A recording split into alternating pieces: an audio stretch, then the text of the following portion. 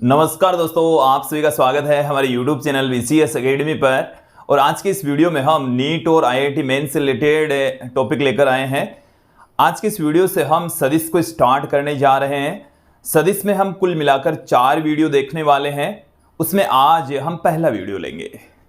पहले वीडियो में हम सदिश क्या होते हैं, सदिश कितनी प्रकार के होते हैं, सदिशों के संयोजन और सदिशों के व्यवकलन का परिणामी और उनकी दिशा ज्ञात करने के तरीके सीखेंगे। उन पर आधारित क्वेश्चंस देखने वाले हैं। वेक्टर का जो दूसरा वीडियो होगा वो सदिशों के वियोजन पर आधारित होगा। उन पर आधारित क्वेश्चंस हम वहां पर देखने वाले हैं, समझने वाले हैं। तीसरा जो वीडियो है वो है सदिशों का अदिश गुणन और चौथा जो वीडियो होगा वो सदिशों का सदिश गुणन से रिलेटेड होगा। तो कुल मिलाकर वेक्टर में हम 4 वीडियो देखेंगे। संपूर्ण वेक्टर को हम एकदम क्लियर करने वाले हैं अगले 4 वीडियो में। आज के इस वीडियो में हम क्या क्या देखने वाले हैं देख लीजिए। हम देखेंगे कि सदिश क्या होता है, सदिश होता क्या है, थ्योरेटिकल पार्ट ज्यादा होगा।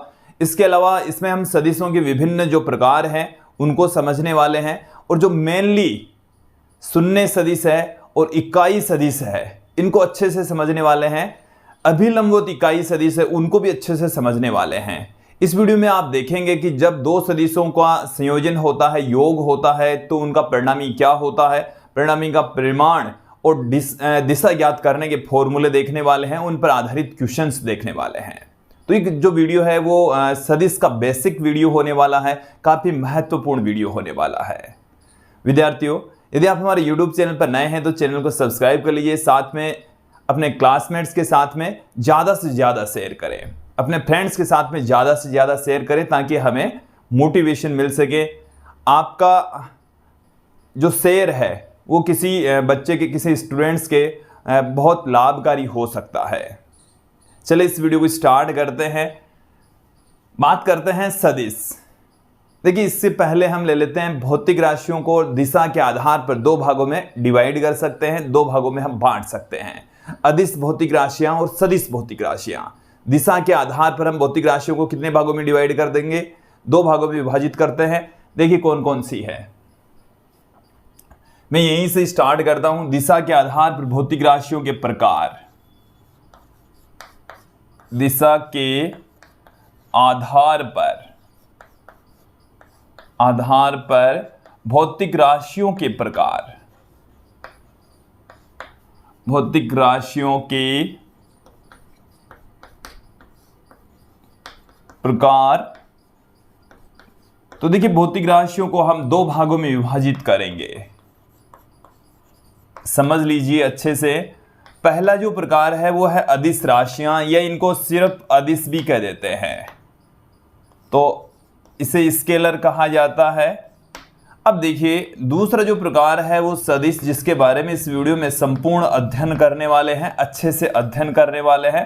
वेक्टर के बारे में ही अध्ययन करेंगे। देखिए, अदिश किसे कहते हैं?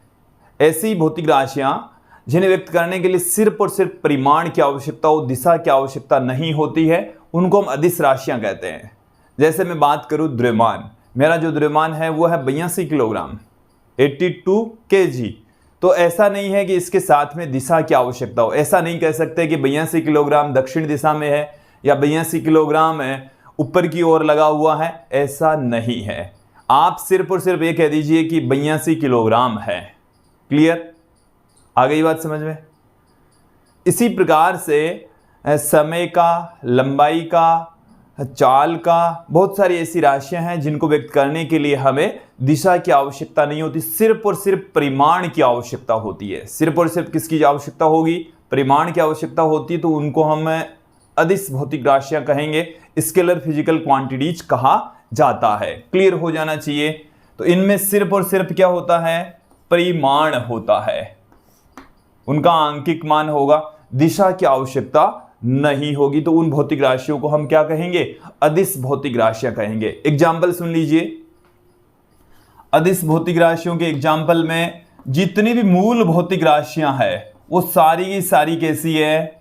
अदिश भौतिक राशियां है। मूल भौतिक राशियों में हमने लंबाई पढ़ा, द्रव्यमान पढ़ा, समय पढ़ा, ताप, विद्युत धारा, पदार्थ की मात्रा, ज्योति की तीव्रता, ये सब की सब क्या है?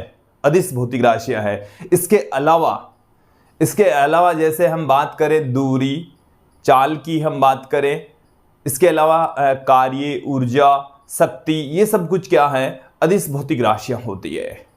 क्लियर, एकदम क्लियर हो जाना चाहिए। फिर देखिए जो सेकंड पार्ट है वो है सदिश वेक्टर।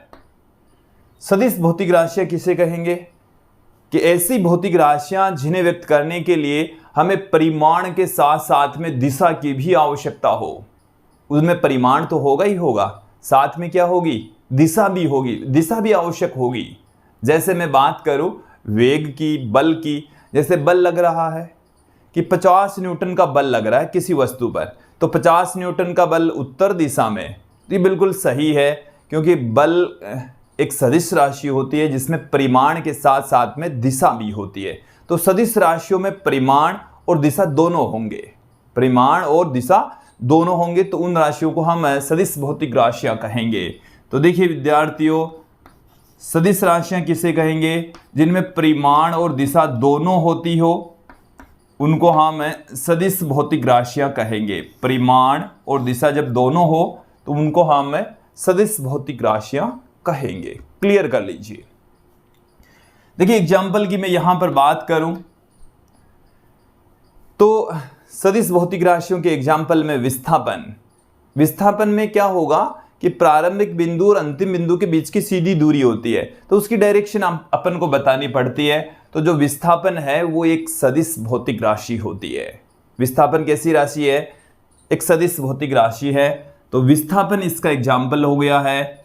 विस्थापन के साथ में आप देखिए वेग, एक्सेलरेशन, बल, ये सब क्या हैं, सदिश भौतिक राशियां हैं। इसके साथ में हम विद्युत क्षेत्र, चुंबकीय क्षेत्र, वैद्युत द्विध्रुव आघूर्ण, ये सब कुछ हम पढ़ने वाले हैं, तो ये भी सदिश भौतिक राशियां ही होती है। क्लियर कर लीजिए। तो ऐसी राशियां जिन्हें व्यक्त करने के लिए हमें दिशा की आवश्यकता होती है, सदिश भौतिक राशियां कहलाती है। विद्यार्थियों अभी हम बेसिक नॉलेज ले रहे हैं, लेकिन इन पर आधारित एक अच्छा क्वेश्चन ऐसे बन सकता है ऑब्जेक्टिव टाइप के क्वेश्चंस में से कि भाई निम्न में से सदिश राशि नहीं है, या निम्न में से सदिश राशि है, या सदिश राशियों का युग्म छांटिए, अलग अलग टाइप के क्वेश्चंस दे सकते हैं। तो इसमें हमें क्या करना है, प्रत्येक भौतिक राशि की दिशा होगी या नहीं होगी इसका पता होना आवश्यक है, सदिश अदिश का पता होना आवश्यक है। यदि आपको किसी भौतिक राशि का फॉर्मूला सूत्र जानते हैं तो उसके लेफ्ट हैंड साइड और राइट हैंड साइड के अंदर जो भी भौतिक राशियां हैं, यदि लेफ्ट हैंड साइड सदिश है तो राइट हैंड साइड भी डेफिनेटली सदिश होगी। तो ये आपको ध्यान रखना है कि यदि राइट हैंड साइड सदिश है तो डेफिनेटली लेफ्ट हैंड साइड भी सदिश राशि होगी। क्लियर हो जाना चाहिए, एकदम क्लियर कर लीजिए इसको। अब मैं बात करता हूं एक छोटी सी कि विद्युत धारा की दिशा भी होती है, साथ में परिमाण भी होता है। परिमाण और दिशा होते हुए भी एक अदिश भौतिक राशि होती है। उसके पीछे रीजन है कि ये सदिश नियमों का पालन नहीं करती, और आज की इस वीडियो में ही मैं आपको सदिश नियम समझाने वाला हूं, बताने वाला हूं। देखिए ऐसे क्वेश्चन से ही पूछे जाएंगे। विद्युत धारा में क्या है, इसका परिमाण भी है, दिशा भी है, लेकिन फिर भी एक ऐसी राशि है, एक अदिश भौतिक राशि है। ये अदिश भौतिक राशि क्यों है, क्योंकि ये सदिश नियमों का पालन नहीं करती। सदिश नियमों का ये पालन नहीं करती, इसलिए विद्युत धारा एक अदिश राशि है। परिमाण भी है, दिशा भी है, लेकिन जब हम सदिश नियम की बात करें, सदिशों के लिए कुछ नियम कायदे बने हुए हैं, वो उनको फॉलो करते हैं, बट विद्युत धारा उन नियमों को फॉलो नहीं करती, इसलिए इसे अदिश राशि में सम्मिलित किया गया है। क्लियर हो गया। मैं यहाँ पर कुछ ऐसी भौतिक राशियां भी आपके सामने रख रहा हूं। हम कक्षा 11 में आपने पढ़ा होगा जड़त्व आघूर्ण, मोमेंट ऑफ इनर्शिया। तो जड़त्व आघूर्ण एक ऐसी भौतिक राशि होती है जिसकी दिशा अलग अलग, यदि घूर्णन अक्ष के रेस्पेक्ट जिसकी वैल्यू अलग अलग होती है। तो कई ऐसी भौतिक राशियां भी होती है जिसकी वैल्यू अलग अलग दिशाओं में अलग अलग होती है, उन भौतिक राशियों को हम परदिश भौतिक राशियां कहते हैं। एक नई टाइप की आ गई है, न वो सदिश है न ही वो अदिश है। तीसरा कौन सा प्रकार आ गया है? परदिश भौतिक राशियां आ गया है। इसको अंग्रेजी में टेंसर कहते हैं। और देखिए ये भी आपको अच्छे से समझ लेना है कि ये एक ऐसी भौतिक राशि होती है जिसका परिमाण मान अलग अलग दिशाओं में अलग अलग होता है, तो उस भौतिक राशि को हम परदिश भौतिक राशि कहते हैं। तो परदिश भौतिक राशि जिसे हम टेंसर कह रहे हैं, एग्जाम्पल क्या है इसका? जड़त्व आघूर्ण। तो यहां तक एकदम क्लियर हो जाना चाहिए। अभी मैंने बेसिक चीजें बताई है और इसमें 2-3 चीजें महत्वपूर्ण है कि एक तो विद्युत धारा परिमाण और दिशा होते हुए भी अदिश होती है, क्योंकि ये सदिश नियमों का पालन नहीं करती। इसके अलावा जड़त्व आघूर्ण न तो सदिश है न ही अदिश है, ये एक परदिश भौतिक राशि है, क्योंकि इसकी अलग अलग दिशाओं में अलग अलग मान होता है। क्योंकि हम जैसे मैं बात करूं किसी चकती की, तो चकती की घूर्णन अक्ष के अनुदिश तल के लंबवत और घूर्णन अक्ष के अनुदिश जो जड़त्व आघूर्ण 1/2 mr² होता है। लेकिन यदि वही अक्ष इसकी स्पर्शी अक्ष बन जाए तल के लंबवत और स्पर्शी अक्ष के रेस्पेक्ट, तो ये 3/2 mr² हो जाएगा। तो दिशा अलग अलग दिशाओं में जड़त्व आघूर्ण का मान क्या होता है? अलग अलग होता है। तत्पश्चात इस प्रकार की राशियों को हम परदिश भौतिक राशियां कहते हैं, टेंसर कहा जाता है। ये एकदम क्लियर हो जाना चाहिए, ठीक है। हम आगे बढ़ेंगे, सदिश को ही आगे बढ़ाने वाले हैं। किसको आगे बढ़ाएंगे? सदिश को ही आगे बढ़ाएंगे। चलिए देखिए, सदिश की डेफिनेशन हमने आपके सामने रख दी है। अब मैं यहां पर बात करता हूं कि सदिश को हम व्यक्त कैसे करेंगे। देखिए, सदिश को एक एरो के निशान से व्यक्त करेंगे, और एरो के निशान की जो लंबाई है वो सदिश के परिमाण को व्यक्त करेगी। जैसे हमारे पास में कोई सदिश है, ये ए कोई सदिश है, तो देखो इसको रिप्रेजेंट करने का तरीका क्या है? एरो का निशान इसके ऊपर इस तरीके से दिखाएंगे। ऐसा नहीं है कि भाई इधर ये सदिश है तो इसके ऊपर एरो का निशान इधर होगा। जैसे मान लीजिए कि ये सदिश की बी जो सदिश है उसकी डायरेक्शन इधर है, तो भी एरो का निशान इसके ऊपर इसी दिशा में ही इंगित करेंगे। इस तरीके से ही दिखाना है। क्लियर? ये जो बी वेक्टर है इसकी डायरेक्शन इधर और इसका मान इतना है। ये जो सदिश ए वेक्टर है इसका मान तो इतना है और डायरेक्शन इसकी इधर है। तो ये जो एरो का निशान है इसकी लंबाई है वो इस सदिश के परिमाण को व्यक्त करती है। इसकी वैल्यू कितनी है वो इस रेखा की लंबाई के द्वारा रिप्रेजेंट होता है। क्लियर हो जाना चाहिए। और यहां पर इसका परिमाण इतना, डायरेक्शन इधर हो गई है। क्लियर हो गया? तो किसी भी सदिश को हम एक तीर के निशान से व्यक्त करते हैं, इंगित करते हैं, और जिसकी दिशा इसकी पूंछ, ये इसकी पूंछ है, ये इसका सिर है, पूंछ से सिर की ओर होती है, और उस एरो की जो लंबाई है वो उसके परिमाण को व्यक्त करती है। किसे बताएगी? उसके परिमाण को व्यक्त करेगी, इंगित करेगी। यहां तक आपको एकदम क्लियर हो जाना चाहिए। अब हम थोड़ा सा आगे बढ़ते हैं, सदिशों के प्रकार। तो देखिए, हम विभिन्न प्रकार के सदिश देखने वाले हैं, एक एक करके उन सबको हम समझेंगे। मैं एक बार विभिन्न जो प्रकार है उनको आपके सामने रख देता हूं। क्या है?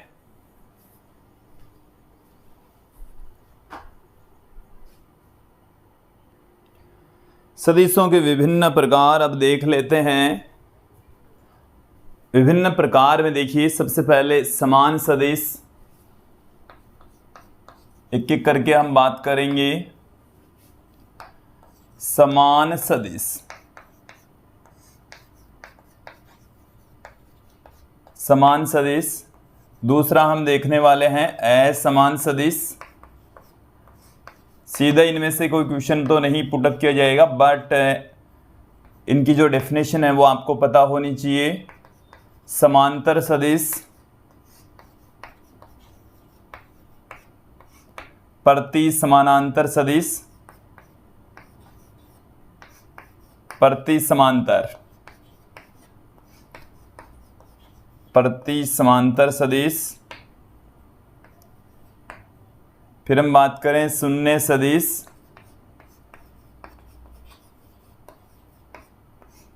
संरेखीय सदिश, संरेखीय सदिश,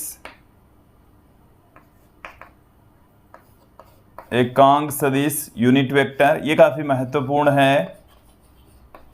इसमें ये जो है वो काफ़ी महत्वपूर्ण है, अभिलंबवत इकाई सदिश। अभिलंबवत इकाई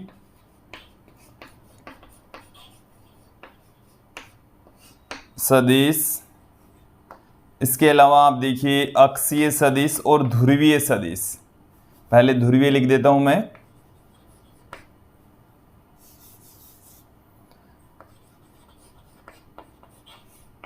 ध्रुवीय सदिश, और अंत में हम बात करेंगे अक्षीय सदिश की।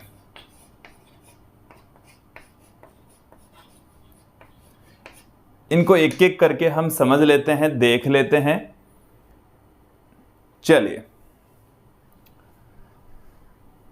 विद्यार्थियों, इनके बारे में हम समझेंगे कि ये होते क्या हैं। सबसे पहले समान सदिश नाम से ही स्पष्ट है कि ऐसे सदिश जो समान हो, जिनकी दिशा और परिमाण यदि समान होता है तो उन सदिशों को हम क्या कहेंगे? समान सदिश। देखें आप, समान सदिश में क्या होगा कि ये हमारे पास में दो सदिश हैं, ये ए वेक्टर है और ये है बी वेक्टर। दोनों की डायरेक्शन सेम होनी चाहिए, परिमाण सेम होना चाहिए, तो उन सदिशों को हम समान सदिश कहते हैं। ये है हमारे पास में इन दोनों का जो परिमाण है वो सेम है। ए और बी का हमने परिमाण क्या ले लिया? सेम ले लिया। और इनकी दिशा भी क्या है? सेम होती है। उन सदिशों को हम क्या कहेंगे? समान सदिश। तो जिनका परिमाण और दिशा सेम होती है तो उनको हम समान सदिश कहेंगे। फिर बात करते हैं असमान सदिश। तो असमान सदिश में क्या होगा? परिमाण भिन्न भिन्न हो जाएगा। ये जैसे ए वेक्टर है, ये बी वेक्टर है, इनका परिमाण भिन्न भिन्न हो, या ऐसे भी हो सकता है कि इनकी दिशा अलग अलग हो। परिमाण तो समान हो सकता है लेकिन इनकी डायरेक्शन क्या हो? अलग अलग हो, तो भी इनको हम असमान सदिश कहेंगे। या ऐसे भी हो सकता है कि परिमाण और दिशा दोनों ही अलग अलग हो, ये जैसे ए है और ये बी है। तो ये सारे के सारे, ये तो तीनों पार्ट हमने आपको यहाँ पर दिखाए हैं, तीनों ही क्या हैं? असमान सदिश हैं। कि यदि दो सदिश हैं, भिन्न एक दूसरे से भिन्न होंगे तो उनको हम क्या कहेंगे? असमान सदिश। भिन्नता कैसे हो सकती है? दिशा की वजह से या परिमाण की वजह से। या परिमाण और दिशा दोनों में यदि भिन्न है तो उनको हम असमान सदिश कहेंगे। क्लियर? फिर हम बात करते हैं समांतर सदिश। समांतर सदिश में जिनकी दिशाएं सेम होती है, जैसे ये ए वेक्टर है, ये बी वेक्टर है, इनकी डायरेक्शन क्या है? सेम ही है। परिमाण का समान होना आवश्यक नहीं है। यदि परिमाण भी समान हो गया तो वो समान सदिश के इक्वल ही हो जाएगा। समांतर सदिश का मतलब है जिनकी दिशाएं सेम होती है, तो उनको हम समांतर सदिश कहेंगे। प्रति समांतर में उनकी दो सदिशों की जो डायरेक्शन है वो एक दूसरे के विपरीत होगी। ये जैसे ए वेक्टर है, ये बी वेक्टर है, डायरेक्शन एक दूसरे के विपरीत होगी। परिमाण से यहाँ पर हमारे को लेना देना नहीं है। सेम भी हो सकता है और भिन्न भी हो सकता है। तो जिनका परिमाण जिनकी दिशाएं समान होती है समांतर सदिश, जिनकी दिशाएं एक दूसरे के विपरीत होती है प्रति समांतर सदिश होगा। यहां तक आपको क्लियर हो जाना चाहिए, 4 नंबर तक क्लियर हो जाना चाहिए। अब मैं यहां पर बात करता हूं, पांचवां जो बिंदु है, पांचवां जो सदिश है वो हमारे पास में है शून्य सदिश। तो देखिए ऐसा सदिश जिसका परिमाण शून्य हो, जिसका परिमाण कितना हो? शून्य होता है तो उस सदिश को हम शून्य सदिश कहेंगे। ऐसा सदिश जिसका परिमाण कितना हो? परिमाण यदि शून्य है तो उस सदिश को हम शून्य सदिश कहेंगे।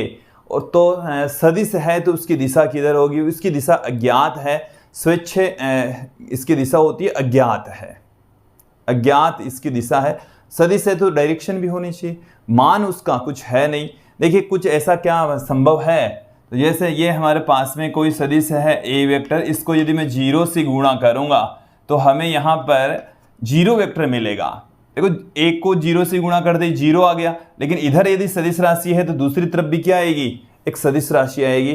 तो ये एक ए वेक्टर इंटू 0, ये हमें क्या मिल गया? शून्य सदिश प्राप्त हो गया है। क्या मिल गया है? शून्य सदिश। इसी प्रकार से आप देखें ए वेक्टर में से मैं ए वेक्टर घटाऊं तो हमें 0 मिलेगा, बट इस 0 को आप सीधा ऐसे 0 नहीं लिख सकते, क्योंकि यदि लेफ्ट हैंड साइड सदिश है तो राइट हैंड साइड भी क्या होगी? सदिश होगी, इसको हम जीरो वेक्टर कह रहे हैं। शून्य सदिश कहा जा रहा है जिसका परिमाण शून्य होता है और दिशा अज्ञात स्वेच्छ होती है। क्लियर। फिर मैं बात करता हूं संरेखीय सदिश। संरेखीय का मतलब है एक ही दिशा में, ये जो सदिश एक ही दिशा में होते हैं, एक ही रेखा के ऊपर मौजूद होते हैं, तो उनको हम संरेखीय सदिश कहते हैं। ये क्लियर हो जाना चाहिए।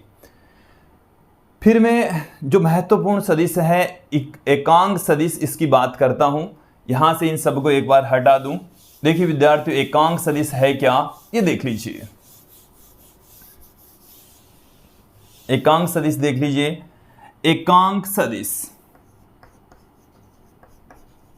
एकांक सदिश, इसको यूनिट वेक्टर कहा जाता है। क्या कहा जाता है? यूनिट वेक्टर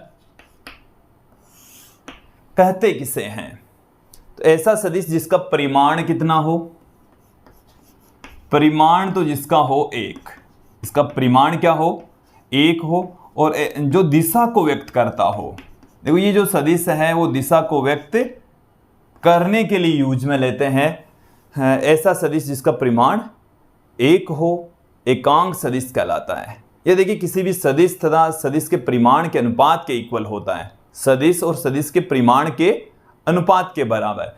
इसे एक केप लगाकर रिप्रेजेंट करते हैं। देखो मेरी बात को सुनना। हमारे पास में कोई सदिश है ए वेक्टर, सदिश क्या है? A vector. ये सदिश है, इसका परिमाण लेंगे तो क्या हो जाएगा? देखो इन चीजों को एकदम क्लियर कर लीजिए। ये तो है सदिश ए वेक्टर, परिमाण लेंगे तो इसको लिखने का तरीका तो ये है ए वेक्टर, ये मोड़ लगा दिया, इसका मतलब हमने इसका परिमाण ले लिया। देखिए कई चीजें आपको मैं थोड़ा सा क्लियर कर दूं। 5 का जो परिमाण है वो 5 ही होगा, और -5 का जो परिमाण है वो भी 5 होगा। परिमाण का मतलब है उसका आंकिक मान। तो यहां पर -5 का परिमाण 5, मतलब माइनस वाले भी आप प्लस में लेकर चलेंगे, पॉजिटिव लेकर चलेंगे। और यदि हम परिमाण कैसे ज्ञात करते हैं सदिशों का, वो तो हम आपको बताएंगे ही। तो इस तरीके से हम दिखा सकते हैं, व्यक्त कर सकते हैं। क्लियर। तो परिमाण को ए वेक्टर का मोड, 2 लाइनें खींचकर इस तरीके से व्यक्त करेंगे, और इसे हम ऐसे लिख देंगे। ये इसका मतलब क्या है? हमने इस ए वेक्टर का परिमाण ले लिया तो हमें मिल गया ए। तो ये परिमाण को बता रहा है। अब देखो इसके ऊपर एरो का निशान नहीं है। इसे यदि इस तरीके से लिखा गया है, इसका मतलब है इसका परिमाण लेने के पश्चात हमें ये मिला है। क्लियर हो जाना चाहिए। और ठीक है, अब मैं बात करता हूं यहां पर एकांक सदिश। देखो समझो, एकांक सदिश। तो जो एकांक सदिश है, आपके पास में जो भी सदिश है, ए सदिश है, उसका एकांक सदिश क्या होगा? उसके ऊपर इस तरीके से केप लगा देंगे। एकांक सदिश को हम वेक्टर का निशान लगाकर व्यक्त नहीं करेंगे। अभी तो मैंने समझाया ये सदिश है, ये उसका परिमाण है। अब एकांक सदिश को ए ऊपर टोपे लगा दी, इसको बोलेंगे ए कैप। ए केप इसको बोला जाएगा। और ये किसके बराबर होगा? सदिश, सदिश बट्टे में सदिश का परिमाण, सदिश का परिमाण। तो इसे हम ए वेक्टर अपॉन ए से लिख सकते हैं। ए वेक्टर अपॉन ए से इसको व्यक्त किया जाएगा। ये आप दिमाग में फिट बैठा लीजिए, इसको हम बार बार यूज में लेंगे। तो एकांक सदिश क्या होता है? सदिश बट्टे में सदिश का परिमाण। इस पर आधारित कुछ क्वेश्चंस भी हम आपको बताएंगे। यहां तक आपको समझ में आ जाना चाहिए। अगला जो हमारा पार्ट है वो है अभिलंबवत इकाई सदिश। अभिलंबवत इकाई सदिश। देखो लंबवत का मतलब 90 डिग्री पर, अभिलंबवत का मतलब हो गया एक दूसरे से 90 डिग्री के कोण पर जो एकांक सदिश है उसकी हम यहां पर बात करेंगे। इकाई सदिश का मतलब यूनिट वेक्टर ही है, एकांक सदिश ही है। देखिए कैसे, हमारे पास में कोई कार्टेशियन कोऑर्डिनेट सिस्टम है, कार्तीय निर्देश तंत्र। आपने छोटी क्लासों में पढ़ा होगा। ये एक्स एक्सिस है, ये वाई एक्सिस है और ये जेड एक्सिस है।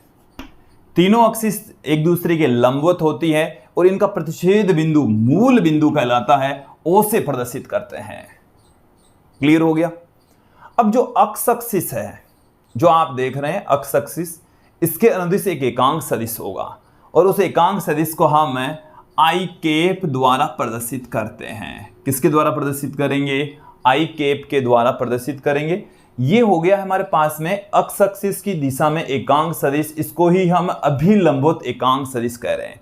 इसी प्रकार से वाई एक्सिस के अनुदिश जो एकांक सदिश है वो है जे केप, और जेड एक्सिस के अनुदिश जो एकांक सदिश है वो है के केप। तो अक्ष, वाई और जेड अक्षों के अनुदिश जो एकांक सदिश है वो ही है अभिलंबवत एकांक सदिश, और वो है क्या, आई केप, जे केप और के केप के रूप में उन्हें प्रदर्शित कर रहे हैं। एकदम क्लियर हो जाना चाहिए। आ गई क्या बात समझ में? अब चलिए मैं आपको बताता हूं थोड़ा सा। ये आई केप, जे केप और के केप हो गया। जैसे मान लीजिए कि बल लग रहा है, बल है एक्स एक्सिस की दिशा में लग रहा है 5 न्यूटन। एक्स एक्सिस की दिशा में कितना लग रहा है? 5 न्यूटन। तो देखिए इस बल को मैं ऐसे लिखेंगे F vector equal to 5 newton, और कौन सी दिशा में लग रहा है? आई केप की दिशा में। तो ऐसे प्रदर्शित करेंगे। ये एक ही बात है जो मैं कह रहा हूं ना कि एक्स एक्सिस की दिशा में 5 न्यूटन का बल लग रहा है, इसका मतलब हो गया 5 आई केप न्यूटन। बस बात समझ में आ जानी चाहिए। अब जैसे मान लीजिए कि कोई बल लग रहा है, इससे किसी कोण के ऊपर लग रहा है, किसी कोण पर लग रहा है, उस डायरेक्शन में उसका जो घटक है, घटक भी हम बताएंगे अगले वीडियो में हम चर्चा करेंगे। तो इसका जो मान है वो एक्स एक्सिस दिशा में, जैसे कि हमारे पास में 3 न्यूटन लग रहा है और इसका जो एक मान है वो 4 न्यूटन इधर काम कर रहा है, तो जो बल है उसको हम क्या लिख सकते हैं? जो बल है, देखो ध्यान देना, एक्स एक्सिस दिशा में कितना? 3 न्यूटन। 3 न्यूटन कौन सी दिशा में? आई के। बोर्ड पर फोकस कीजिए। वाई एक्सिस के अनुदिश कितना लग रहा है? 4 न्यूटन। दिशा क्या हो गई? जे केप। ये वेक्टर का निशान आ गया। तो ऐसे व्यक्त करेंगे विद्यार्थियों। बल आ गया 3 न्यूटन आई के plus 4 newton J cap. Clear? एकदम क्लियर हो जाना चाहिए। देखिए अब इसके परिमाण की बात करते हैं। वैसे परिमाण जब हम सदिशों का अदिश गुणनफल पढ़ेंगे उस समय हम बेटर तरीके से समझेंगे, बट मैं फिर भी आपको यहाँ पर बता दूं, आप ऐसे ही मेथड यूज में लेंगे कि आई केप के गुणांक का वर्ग कर देंगे, जे केप के गुणांक का वर्ग कर देंगे, जोड़ देंगे, अंडररूट कर देंगे, तो वो उसका परिमाण हो जाएगा। तो देखिए यहाँ पर एफ वेक्टर का जो परिमाण है, बोर्ड पर फोकस कीजिए, एप से लिखेंगे। किससे लिखेंगे? एप से। परिमाण याद करने का तरीका, आई केप का जो गुणांक है वो है 3 न्यूटन, 3 का स्क्वायर कर दीजिए। जे केप का गुणांक 4, तो 4 का स्क्वायर कर दीजिए, जोड़ दीजिए, अंडररूट कर दीजिए, तो 9 प्लस में 16 का रूट, ये आ गया 25 का रूट, और ये आ गया 5। तो इसका जो परिमाण है, देखो ध्यान देना, परिमाण कितना है? 5 न्यूटन है। परिमाण कितना है? 5 न्यूटन। तो 2 बल लग रहे हैं, 3 न्यूटन एक्स एक्सिस दिशा में, 4 न्यूटन वाई एक्सिस दिशा में। तो टोटल जो इन दोनों बलों का परिणामी है वो 5 न्यूटन होगा। अभी हम डायरेक्शन की बात नहीं कर रहे, इसके परिमाण की बात कर रहे हैं। क्लियर हो जाना चाहिए। मैं एक क्वेश्चन आपके सामने रख देता हूं। जैसे हमारे पास में कोई सदिश है, मैं यहां पर आपके सामने एक सदिश ले लेता हूं। जैसे कोई सदिश है पी वेक्टर बराबर I cap plus 2 J cap plus 3 K cap. तो इसका एकांक सदिश पी वेक्टर की, क्वेश्चन है ये, पी वेक्टर की दिशा में एकांक सदिश क्या होगा?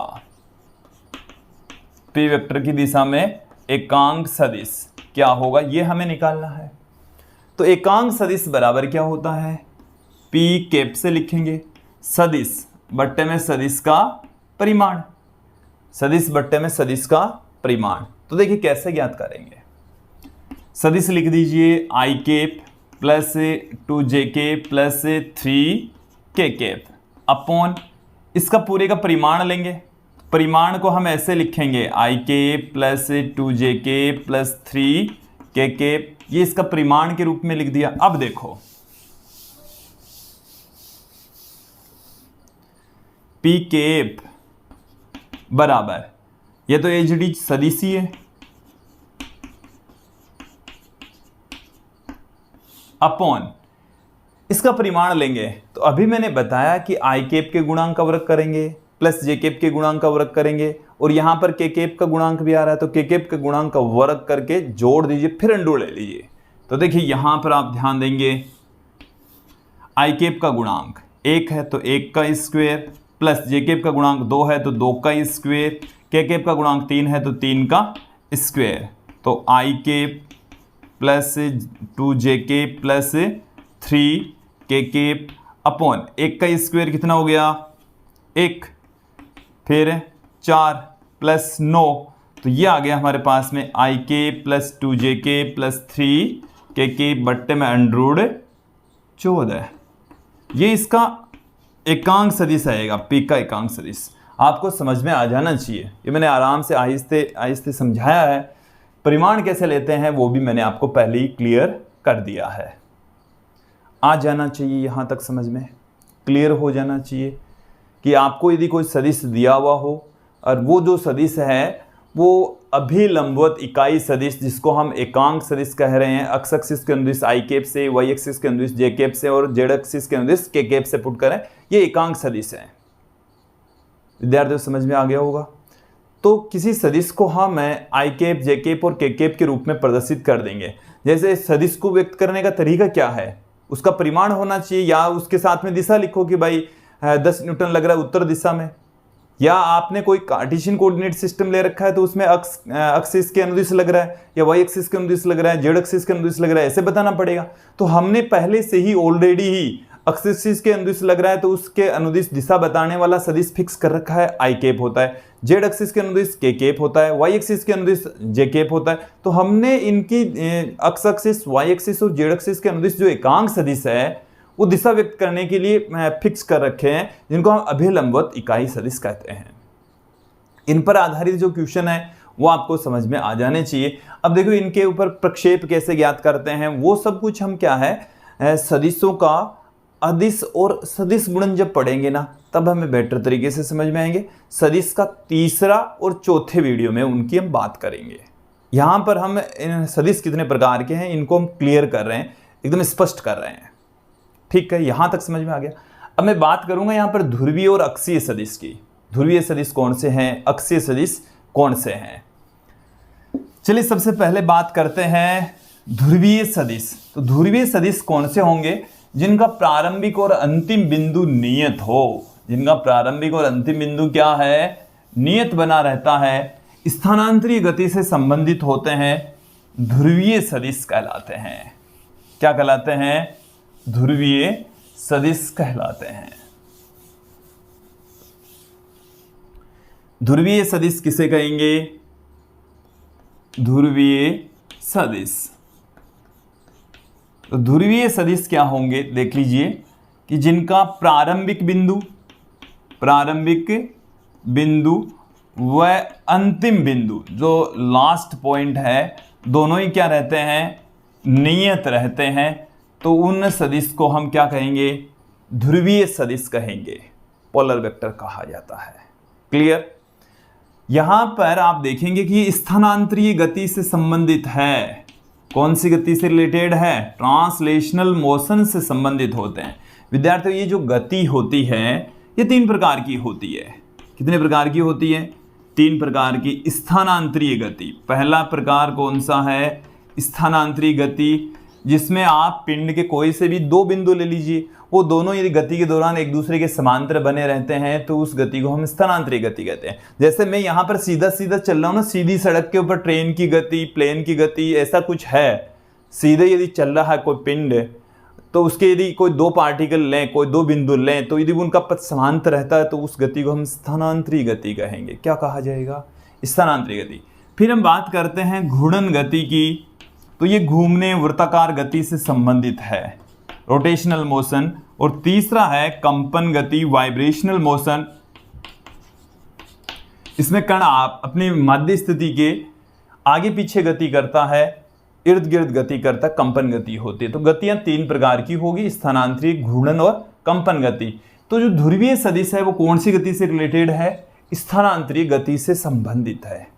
इससे रिलेटेड है, स्थानांतरीय गति से संबंधित है, स्थानांतरीय गति से रिलेटेड है। क्लियर। मैं यहां पर बात करता हूं ध्रुवीय सदिशों के एग्जाम्पल की। तो विस्थापन, जो रेखीय विस्थापन होता है वो इसी का ही एग्जाम्पल है। बात करते हैं वेग की, एक्सेलरेशन की, बल की, विद्युत क्षेत्र, विद्युत ध्रुव आघूर्ण, चुंबकीय क्षेत्र, ये सब कुछ क्या है? ध्रुवीय सदिश हैं। कौन से सदिश हैं? ध्रुवीय सदिश कहलाते हैं। क्लियर? वैसे हम इनको दो भागों में डिवाइड कर देते हैं, ध्रुवीय और अक्षीय, क्योंकि जो घूर्णन गति से रिलेटेड जो भी सदिश होंगे वो अक्षीय सदिश होंगे, उनकी घूर्णन अक्ष के अनुदिश उनकी डायरेक्शन होगी, और जो शेष रह गए ना वो है पोलर वेक्टर ध्रुवीय सदिश।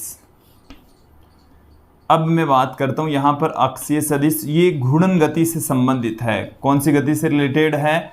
घूर्णन गति से संबंधित है। देखिए इनके एग्जाम्पल से आप समझ जाएंगे, इनकी घूर्णन अक्ष के अनुदिश इनकी डायरेक्शन होगी। बात करते हैं कोणीय विस्थापन। कोणीय विस्थापन तो एक अक्षीय सदिश है, घूर्णन अक्ष के अनुदिश।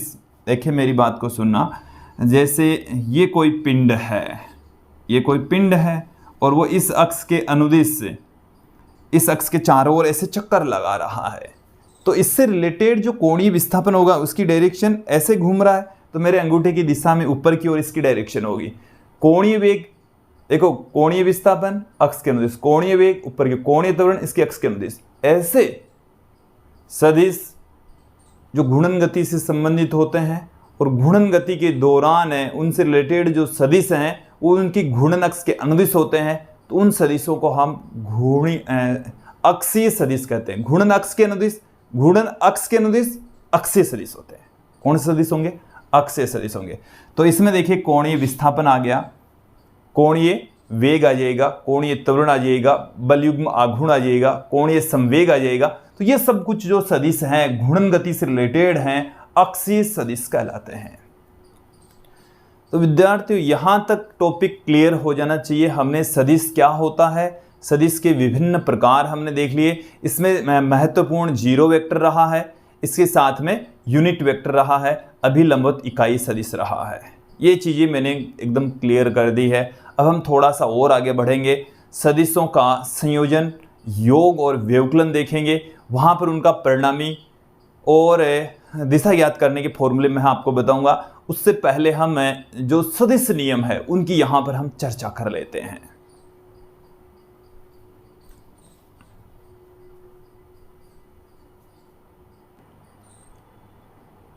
विद्यार्थियों अब हम सदिश नियम देख लेते हैं, और सदिश नियम में हम 3 नियम देखेंगे। त्रिभुज सदिश नियम, समांतर चतुर्भुज सदिश नियम और बहुभुज सदिश नियम। सबसे पहले हम ले लेते हैं त्रिभुज सदिश नियम, ट्रायंगल लॉ ऑफ वेक्टर। सबसे पहले हम क्या लेकर चल रहे हैं? त्रिभुज सदिश नियम। त्रिभुज सदिश नियम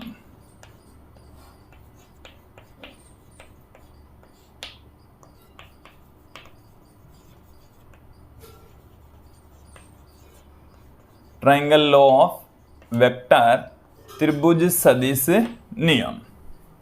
देखिए क्या है त्रिभुज सदिश नियम कि ये दो सदिशों के योग को व्यक्त करता है, उसके परिणामी को बताता है, उसके परिमाण को व्यक्त करता है, उसकी परिणामी की डायरेक्शन को बताता है। क्या है कि दो सदिश यदि किसी त्रिभुज की दो संगत भुजाओं के अनुदिश रखे हुए हैं, समान क्रम में रखे हुए हैं, तो तीसरी भुजा और विपरीत क्रम में जो सदिश होगा वो उसका परिणामी सदिश होगा। ये जो मैंने बोला है उसको मैं लिख भी देता हूं। देखिए क्या है, हमारे पास में ये दो सदिश हैं, एक तो है पी वेक्टर, ये कौन सा सदिश है? P vector. ये दूसरा जो सदिश है वो है क्यू वेक्टर। पी वेक्टर तथा क्यू वेक्टर ये दो सदिश हैं। तो इसमें हम त्रिभुज सदिश नियम अप्लाई कर देंगे। इन दोनों सदिशों को त्रिभुज की दो भुजाओं के संगत रखना है, सेम क्रम में रखना है। तो हमें क्या करना है कि इस को हमने पहले रख दिया है, ये पी वेक्टर है, ये क्या है? पी वेक्टर, और ये है क्यू वेक्टर। ठीक है, पहले सदिश के सिर पर दूसरे सदिश की पूंछ रखनी है। तो अब पहले सदिश और दूसरे सदिश, पहले सदिश की पूंछ को दूसरे सदिश के सिर से मिलाने वाला जो सदिश होगा वो इनका परिणामी सदिश होगा।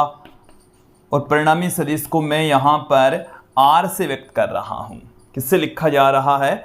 r से व्यक्त किया जा रहा है। और जो r है वो p vector plus q vector के बराबर होगा। आपको ये ध्यान रखना है, देखो ध्यान देना मेरी बात पर, कि हमारे पास में जैसे कोई ट्राइंगल है, ठीक है, इसमें दो सदिश ऐसे रख दिए, एक सदिश ये दूसरे सदिश, इन दोनों का क्रम सेम होना चाहिए। ये जैसे a है, ये है b और ये है c, इसका क्रम यदि इसकी विपरीत है तो ऐसे होगा c वेक्टर बराबर a vector plus b vector. दोनों समान क्रम में है, इनको एक तरफ और विपरीत क्रम वाले को दूसरी तरफ। यदि ये ऐसे होता, क्लियर कर लीजिए, यदि ये c वेक्टर ऐसे होता तो इसका क्रम ऐसे होता, a vector plus b vector plus c vector equal to 0। Clear हो जाना चाहिए। त्रिभुज की तीनों भुजाओं के अनुदिश आप सदिश रख दीजिए, उनका सदिश योग सदैव शून्य होता है। क्या होगा? 0 वेक्टर होगा। इस दिशा में सेम दिशाओं में चल रहे हैं हम, तीनों ऐसे चल रहे हैं तो उनका सीधा जोड़ कर दीजिए, 0 के इक्वल रख दीजिए। विपरीत क्रम में आएगा तो इसमें माइनस का साइन लगाएंगे और बराबर के उस तरफ वो चला जाएगा। क्लियर हो गया? यहां पर आपको ये समझ में आ जाना चाहिए, क्लियर हो जाना चाहिए। तो हमारे पास में दो सदिश है p वेक्टर और q वेक्टर, उनको हमने त्रिभुज की दो भुजाओं के अनुदिश रख दिया। और तीसरी भुजा और विपरीत क्रम में जो सदिश होगा वो उनका परिणामी सदिश होगा। उनका क्या होगा? परिणामी सदिश। उसे हम r से व्यक्त करेंगे। इसको रिजल्टेंट वेक्टर कहा जाता है, परिणामी सदिश कहा जाता है, जो कि p vector plus q vector के इक्वल होता है। चलिए देखो, मैं एक डायग्राम मैं आपके सामने अलग से रख रहा हूं। ये है p वेक्टर, ये क्या है? p वेक्टर, और ये है q वेक्टर। इधर लगा देता हूं मैं q वेक्टर। ये हमारे पास में इसका परिणामी है। ये जो परिणामी है r वेक्टर इक्वल टू है p vector plus q vector, p vector plus q vector. जैसे p और q के बीच का जो कोण है वो थीटा है। p और q के बीच का एंगल कितना है? थीटा। तो इसको आगे बढ़ाइए। देखो ऐसे नहीं है कि भाई ये वाला कोण थीटा हो गया। जैसे दो सदिश हैं, इन दोनों के बीच का कोण यदि थीटा है तो आप ऐसे करेंगे, इसके या तो आप दोनों को एक ही जगह पर रखो, दोनों की पूंछ क्या रखो, ऐसे ये p वेक्टर है q वेक्टर है, तब ये कोण थीटा होता है। या आप क्या करें, इसके सिर पर इसकी पूंछ को रख दिया तो ये इसको थोड़ा सा आगे बढ़ाइए, क्योंकि इसकी दिशा तो इधर है, इसकी दिशा इधर है, ये वाला एंगल थीटा होता है। तो यहां पर यदि p और q के बीच का एंगल हम कितना मान लें? थीटा मान लें, तो ये वाला कोण थीटा होगा। ये वाला कोण क्या होगा? थीटा होगा। इनका जो परिणामी सदिश है वो p वेक्टर के साथ में जैसे कंसीडर कर लें कि अल्फा कोण बना रखा है। कितना कोण बना रखा है? अल्फा कोण बना रखा है। तो इस परिणामी सदिश, देखो एक एक करके देखेंगे, यहां तक आपको समझ में आ जाना चाहिए। अब मैं यहां पर इसका डेरिवेशन नहीं करवाऊंगा विद्यार्थियों। डेरिवेशन देखने के लिए, डेरिवेशन समझने के लिए आप हमारे YouTube चैनल की प्लेलिस्ट पर जाइए। हम वहाँ पर इन सभी टॉपिक्स के बड़े डिटेल में हर एक सूत्र को प्रूफ किया हुआ है। मैं यहाँ पर सीधा फॉर्मूला पुट करूँगा और उन पर आधारित क्वेश्चंस आपको बताने वाला हूँ। क्लियर हो जाना चाहिए। कहाँ कहाँ यूज में आएगा, कैसे कैसे यूज में आएगा, कैसे कैसे क्वेश्चंस पुट किए जा सकते हैं, वो आपको यहाँ पर मैं क्लियर कर दूंगा। तो यहाँ पर P और Q दो सदिश हैं, तो परिणामी सदिश, जो परिणामी सदिश है वो क्या होगा? परिणामी सदिश है r वेक्टर, जो कि p vector plus q vector के इक्वल होगा। p vector plus q vector के तुल्य है। यह है इनका परिणामी सदिश। अब है परिणामी सदिश का परिमाण। परिणामी सदिश का परिमाण, तो परिणामी सदिश का जो परिमाण है, देखिए r वेक्टर का परिमाण लेंगे तो क्या आ जाएगा? r आ जाएगा। अब ये r है वो किसके इक्वल होगा? r है वो किसके इक्वल होगा? इसका फॉर्मूला है p vector plus q vector plus 2pq cos theta. ये इसका फॉर्मूला है। आप ध्यान रखें, पहले सदिश का स्क्वायर प्लस दूसरे सदिश का स्क्वायर, मतलब p square plus q square plus 2pq cos theta, और थीटा है वो p और q के बीच का एंगल है, और परिणामी निकालने का ये फॉर्मूला है। ये बार बार यूज में आएगा, इसको आप दिमाग में फिट बैठा लो। दिमाग में फिट बैठा लीजिए। परिणामी सदिश की दिशा, परिणामी सदिश की दिशा, परिणामी सदिश है वो पी वेक्टर के साथ में अल्फा कोण बनाए हुए हैं, तो अल्फा बराबर क्या आ जाएगा, tan inverse Q sine theta upon P plus Q cos theta. ये है परिणामी सदिश की डायरेक्शन, दिशा। क्लियर, समझ में आ जाना चाहिए विद्यार्थियों। अब हम त्रिभुज सदिश नियम है इस पर आधारित कुछ क्वेश्चंस आपके सामने रख देते हैं, किस तरीके के क्वेश्चंस पूछे जा सकते हैं। जैसे मैं आपके सामने एक क्वेश्चन रख रहा हूं, दो बल, कितने बल हैं, दो बल 6 न्यूटन व 10 न्यूटन, कितने न्यूटन के हैं, 6 न्यूटन और 8 न्यूटन ले लेते हैं, थोड़ा इजी हो जाएगा। 6 न्यूटन व 8 न्यूटन, एक बल 6 न्यूटन का है, दूसरा 8 न्यूटन का बल है। दोनों किसी वस्तु पर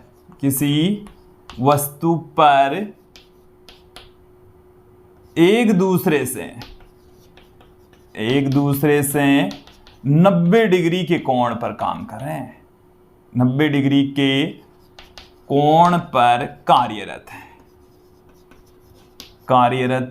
है। तो परिणामी सदिश क्या होगा, तो यहां पर देखो पहला जो सदिश है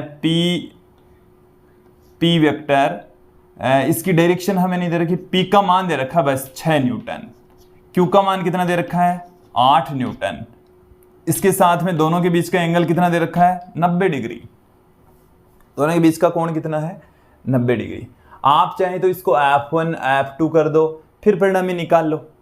इसको दूसरा तरीका क्या है, बल को F से लिखा जाता है, तो ये F1 हो गया, ये F2 हो गया, फिर उनका परिणामी का फॉर्मूला लिख दें, एक ही बात है। चलिए परिणामी क्या होगा, बोर्ड पर फोकस करें।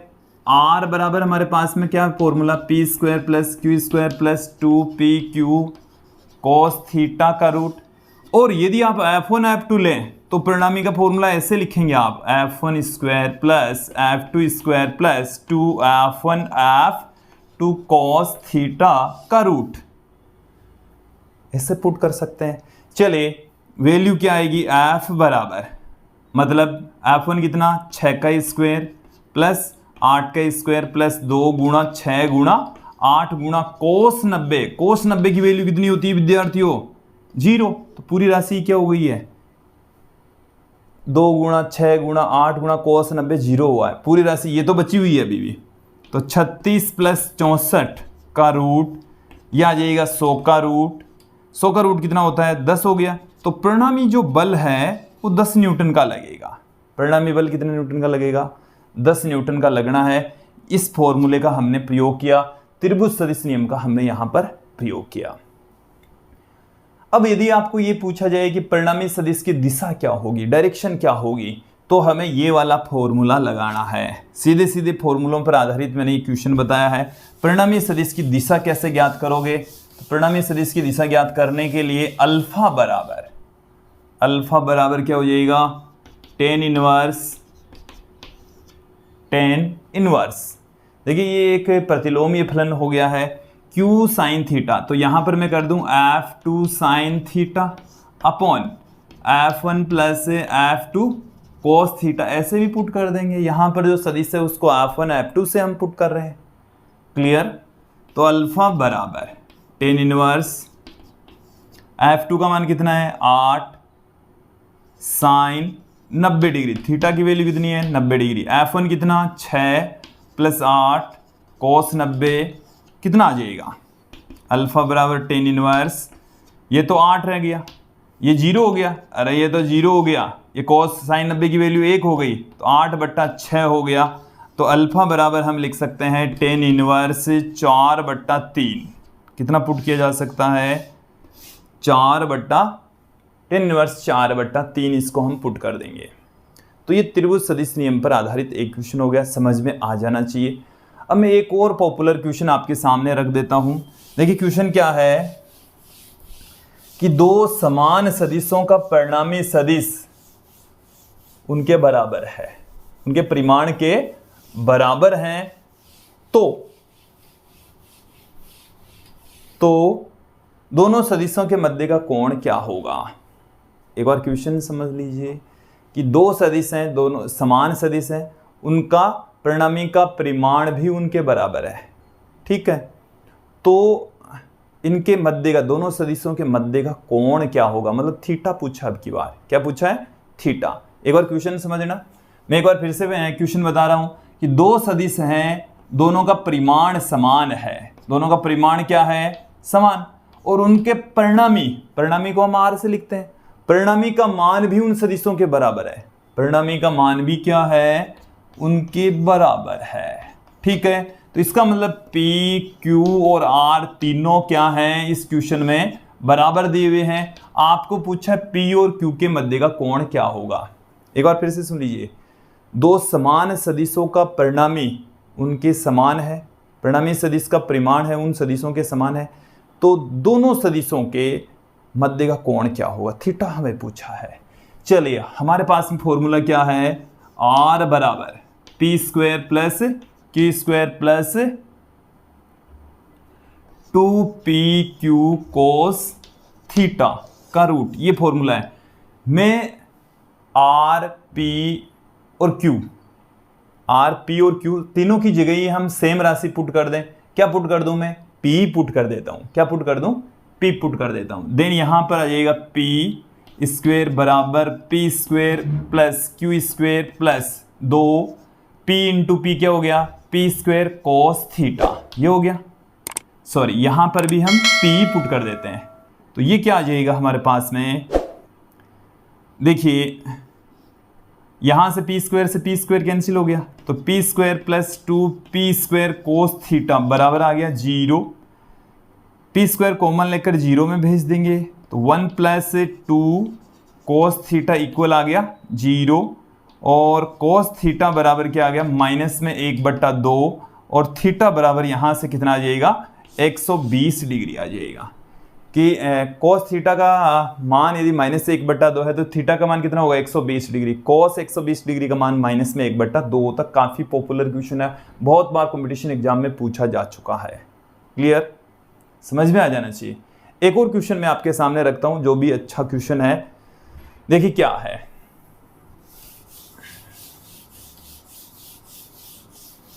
कि जैसे हमारे पास में दो सदिश हैं P और Q, हमारे पास में सदिश कौन से हैं, P और Q दो सदिश हैं, P वेक्टर तथा Q वेक्टर। परिणामी सदिश, जो परिणामी सदिश है, परिणामी सदिश P वेक्टर से लंबवत है, P वेक्टर से क्या है, लंबवत है, तो थीटा क्या होगा, दोनों सदिशों के बीच में कोण कितना होगा। एक बार क्वेश्चन को समझें, हमारे पास में दो सदिश है P वेक्टर तथा Q वेक्टर, एक दूसरे से थीटा कोण पर है। कितने कोण पर है, थीटा कोण पर। उनका जो परिणामी सदिश है वो P सदिश से लंबवत है। इसका मतलब ये हो गया कि जो P वेक्टर और R वेक्टर है, ये जो एंगल है अल्फा, वो एक दूसरे के ऐसे है, एक दूसरे के परपेंडिकुलर। इसका मतलब ये हुआ कि अल्फा बराबर कितना है, 90 डिग्री। अल्फा का मान कितना है, 90 डिग्री है विद्यार्थियों। अल्फा का मान कितना है, 90 डिग्री है। देन यहां से क्या आ जाएगा हमारे पास में, देखो चलिए, टेन अल्फा बराबर क्या होता है, Q sign theta upon P plus Q cos theta, यही होता है। और टेन 90 का मान कितना हो गया, अनंत। टेन 90 का मान कितना हो गया, अनंत हो गया है। Q sign theta upon P plus Q cos theta, अरे यही तो है। अब इसका मान अनंत कब आएगा, जब बट्टे वाली राशि 0 हो। जब बट्टे वाली राशि क्या हो, इसका मान अनंत केवल और केवल तभी आएगा जब यहां पर दो राशियां बट्टे में हैं, तो बट्टे वाली राशि क्या हो जाए, जीरो हो जाए तो ये राशि किसके इक्वल आ गई, यहां से p plus Q cos theta equal to आ गया है जीरो, और यहां से q cos theta equal to आ गया हमारे पास माइनस में p, और कोस थीटा बराबर क्या आ गया, माइनस में p बट्टे में q, माइनस में p बट्टे में q। थीटा बराबर आ जाएगा cos inverse minus p by q। समझ में आ जाना चाहिए, कोस थीटा बराबर है minus p by q। Clear विद्यार्थियों, यहां तक आपको समझ में आ गया होगा। अब मैं थोड़ा सा और आगे बढ़ता हूं, समांतर चतुर्भुज सदिश नियम और बहुभुज सदिश नियम की हम यहां पर चर्चा करते हैं, बात करते हैं।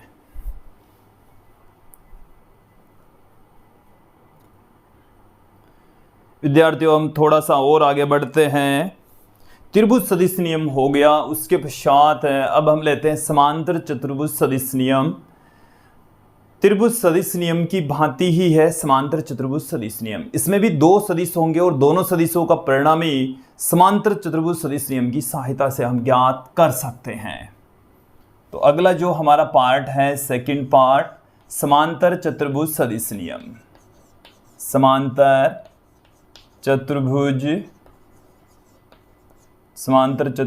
सदिश नियम, समांतर चतुर्भुज सदिश नियम। देखिए क्या है, हमारे पास में दो सदिश होंगे, जैसे एक सदिश है p वेक्टर, दूसरा जो सदिश है वो है q वेक्टर। दो सदिश हैं p वेक्टर तथा q वेक्टर। अब इन दोनों सदिशों का परिणामी सदिश हम त्रिभुज सदिश नियम से ज्ञात करते हैं। ठीक उसी प्रकार से ही हम समांतर चतुर्भुज सदिश नियम से भी ज्ञात कर सकते हैं। दोनों सदिशों के जो पूंछ है वो एक जगह रख दीजिए, दोनों सदिशों की क्या कर दीजिए, पूंछ। मैं इसको ऐसे पुट कर रहा हूं, ये हमारे पास में है p वेक्टर और ये हमारे पास में है q वेक्टर। दोनों सदिशों की पूंछ हमने क्या कर दी, एक ही जगह पर पुट कर दी। और देखिए दोनों सदिशों के बीच का जो एंगल है वो है थीटा। दोनों सदिशों के बीच का कोण कितना है, पहले भी त्रिभुज सदिश नियम में भी हमने दोनों सदिशों के बीच का एंगल कितना लिया था, थीटा ही लिया था। अब देखिए इस p सदिश के सिर पर रखकर हम q सदिश के समांतर एक q सदिश जितना ही परिमाण का सदिश खींचेंगे, q सदिश के सिर पर p सदिश जितना ही सदिश परिमाण का एक सदिश और खींच लेंगे। ये हमने p के समांतर q के समांतर q, p के समांतर p सदिश खींच लिया और ये एक चतुर्भुज बना। इस चतुर्भुज का जो विकीर्ण होगा वो p vector plus q vector के योग के बराबर इनका परिणामी सदिश को व्यक्त करेगा। किसको बताएगा, परिणामी सदिश को व्यक्त करेगा। तो ये देखो, ये जो हमने त्रिभुज सदिश नियम पढ़ा था, ये p वेक्टर था, ये q वेक्टर था, तो ये r वेक्टर था। त्रिभुज सदिश नियम की भांति ये त्रिभुज सदिश नियम का ही पार्ट है।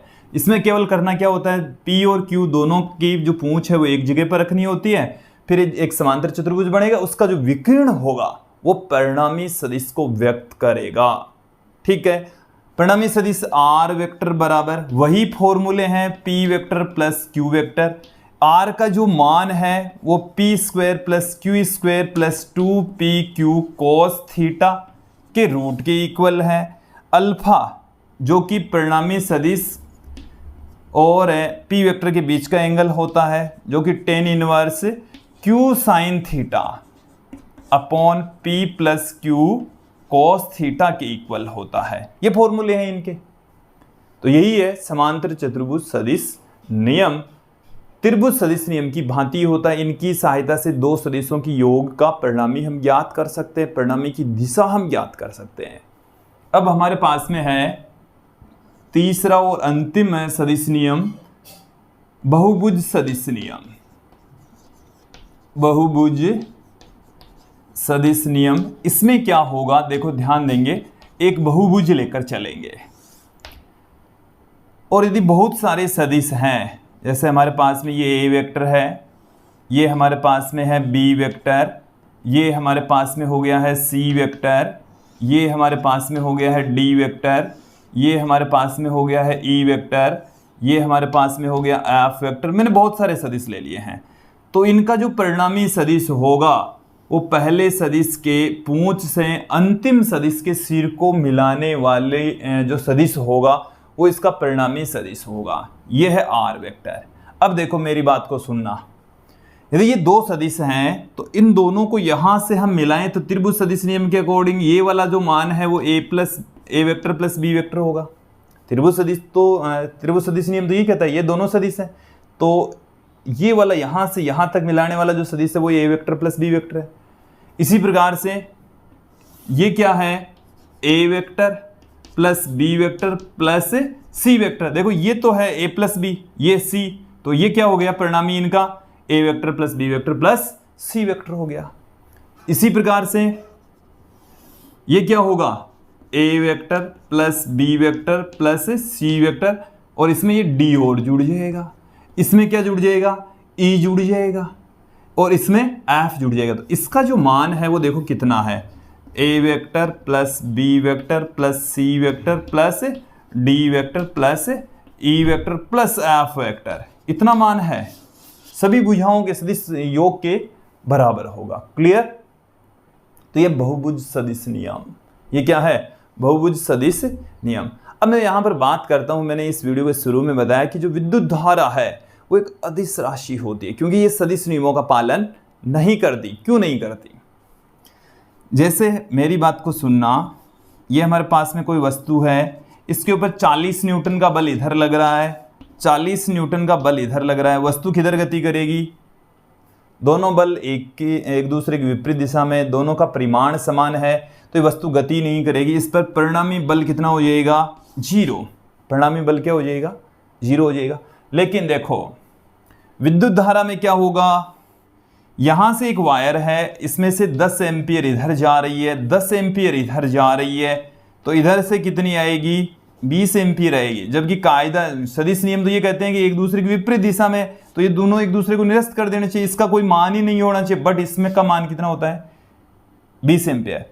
और वैसे जैसे मेरे पास में 2 वायर हैं, इनके बीच में ऐसे वायर होते तो ये इनके कोण पर भी डिपेंड नहीं करती। ये 20 एम्पियर आ रही है तो इधर से 10 एम्पियर जा रही है, इधर से भी 10 एम्पियर जा रही है, इनके बीच में कोण कितना है इससे इसको कोई लेना देना नहीं है। यदि ये वायर यहां से यहां पर होता तो भी 10 एम्पियर जाती, एक दूसरे के ऐसे होता तो भी 10 एम्पियर जाती। तो ये सदिश नियमों का पालन नहीं करती, इसलिए विद्युत धारा का परिमाण और दिशा दोनों होते हुए भी एक कैसी राशि है, एक अदिश भौतिक राशि है। क्लियर हो जाना चाहिए, समझ में आ गया। अब हम देख लेते हैं दो सदिशों का व्यवकलन घटाव, क्योंकि घटाव पर आधारित क्वेश्चन भी आ सकते हैं। ये तो जो समांतर चतुर्भुज सदिश नियम और बहुभुज सदिश नियम तो त्रिभुज सदिश नियम की भांति है। त्रिभुज सदिश नियम समझ में आ गया तो ये दोनों आ ही जाएंगे। विद्यार्थी जो न्यूमेरिकल क्वेश्चन है, ये टॉपिक खत्म होते ही हम अंत में एक न्यूमेरिकल क्वेश्चन लेकर आएंगे, तो हमारे वीडियोस के साथ में आप यूं ही बने रहिए। इस टॉपिक के न्यूमेरिकल क्वेश्चंस के PDF यदि आप प्राप्त करना चाहते हैं तो आप हमारे ऐप पर जाइए, BCS अकेडमी, इसके लिंक हमने इस वीडियो के डिस्क्रिप्शन में दे रखी है, वहाँ से आप नोट्स प्राप्त कर सकते हैं, ई-बुक्स आप प्राप्त कर सकते हैं, बहुत ही स्मॉल अमाउंट जमा करके आप प्राप्त कर सकते हैं। चलिए आगे बढ़ते हैं।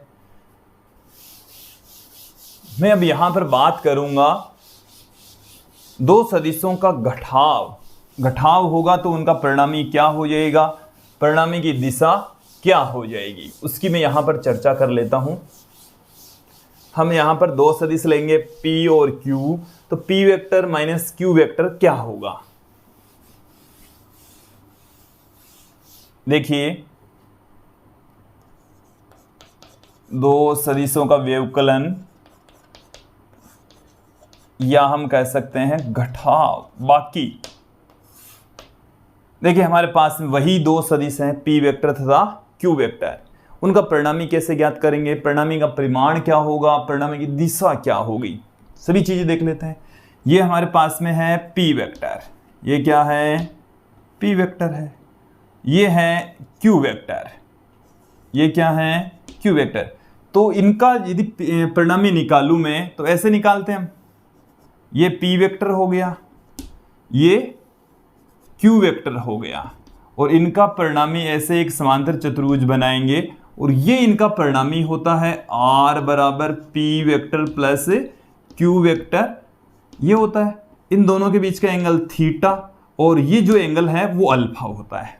इस स्थिति में जो मैं आपको बताऊं r का जो मान है वो P square plus Q square plus 2pq cos theta के रूट के बराबर, और अल्फा बराबर क्या होता है, tan inverse Q sine theta. अब तक तो ये याद हो जाना चाहिए, ये होता है विद्यार्थियों, ठीक है, यही तो होता है। अब हमें क्या करना है, P vector minus Q vector ज्ञात करना है। P vector minus Q vector कितना होगा, घटाव तो यही है। तो देखिए पी वेक्टर तो ये रहा, अब माइनस क्यू वेक्टर चाहिए, तो माइनस क्यू वेक्टर इधर है, तो माइनस क्यू वेक्टर इतने ही परिमाण का इसकी विपरीत दिशा वाला जो सदिश है वो माइनस क्यू वेक्टर होगा। मेरी बात को ध्यानपूर्वक सुन लीजिए, क्यू वेक्टर और माइनस क्यू वेक्टर दोनों का परिमाण समान है। ये माइनस में जो क्यू वेक्टर है ना, वो इस क्यू वेक्टर के विपरीत दिशा में है।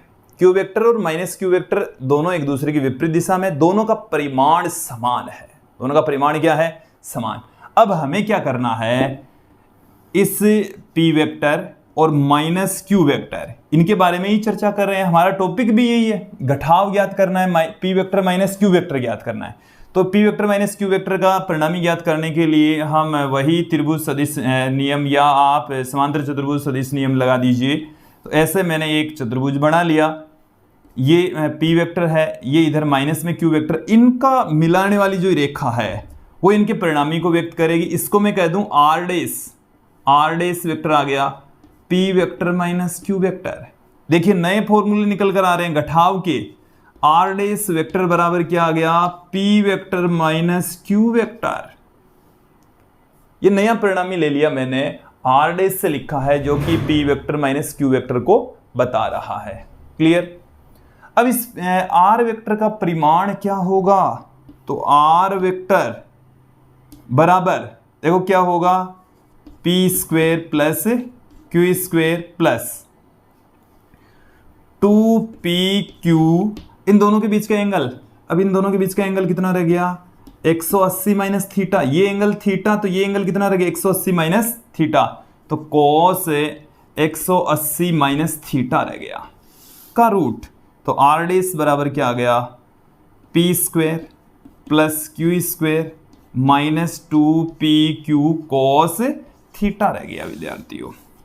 ये आ गया हमारे पास में P square plus Q square minus 2pq cos theta. Clear. यदि इसके परिणामी की दिशा हम ज्ञात करें तो इसको मैं बीटा से लिख दूं, किससे पुट कर दूं, बीटा से पुट कर दे, तो वही फॉर्मूला हमारे पास में है। केवल देखो क्या चेंज हुआ है, बीटा बराबर टेन इनवर्स क्यू। अब जो एंगल है यहां पर साइन 180 माइनस थीटा हो जाएगा, साइन 180 माइनस थीटा, तो P प्लस क्यू कोस 180 माइनस थीटा, ये हो गया। तो बीटा बराबर देखो फाइनली क्या आ जाएगा, टेन इनवर्स। जब राशियों का घटाव होता है तो परिणामी की दिशा Q sine theta upon P minus Q cos theta हो जाएगी, क्योंकि 180 minus theta sine 180 minus theta sine theta ही होता है, और cos 180 minus theta minus cos theta होता है। तो आपको क्या करना है, ये वाला फॉर्मूला ध्यान में रखना है, दो सदिशों के घटाव का परिणामी। तो यहां पर एक नेगेटिव साइन क्रिएट हो जाता है, इसमें और इसमें अंतर क्या है, एक नेगेटिव साइन आ गया बस। इसमें और इसमें अंतर क्या है, यहां पर एक नेगेटिव साइन आ गया, बस यही ध्यान रखना है। बस मतलब ये ध्यान रखना है कि थीटा है ना, जो थीटा जो कोण है, अब वो क्या हो गया है, 180 माइनस थीटा हो गया है। तो 180 माइनस थीटा पुट करेंगे तो ये आ गया, ये आ गया। तो विद्यार्थियों ये था आज का हमारा वीडियो, जिसमें हमने सदिश के बारे में जो बेसिक जानकारी है वो संपूर्ण जानकारी आपको दी है, आपको अच्छे से समझ में भी आई होगी। इस पर आधारित इन जो टॉपिक है, इन पर आधारित कुछ क्वेश्चंस हम अगले वीडियो में देखेंगे, और अगला जो वीडियो होगा वो सदिशों के वियोजन से रिलेटेड होगा। हम एक द्विविमीय सदिशों का वियोजन और त्रिविमीय सदिशों का वियोजन देखेंगे, उन पर आधारित कुछ क्वेश्चंस अगले वीडियो में देखेंगे। ज़्यादा बेटर तरीके से वहाँ पर हम समझ लेंगे, क्योंकि आज का वीडियो काफ़ी बड़ा पहले से ही हो चुका है। आज की इस वीडियो में इतना ही, अगली वीडियो में फिर मिलते हैं। आज के लिए इतना ही, धन्यवाद दोस्तों।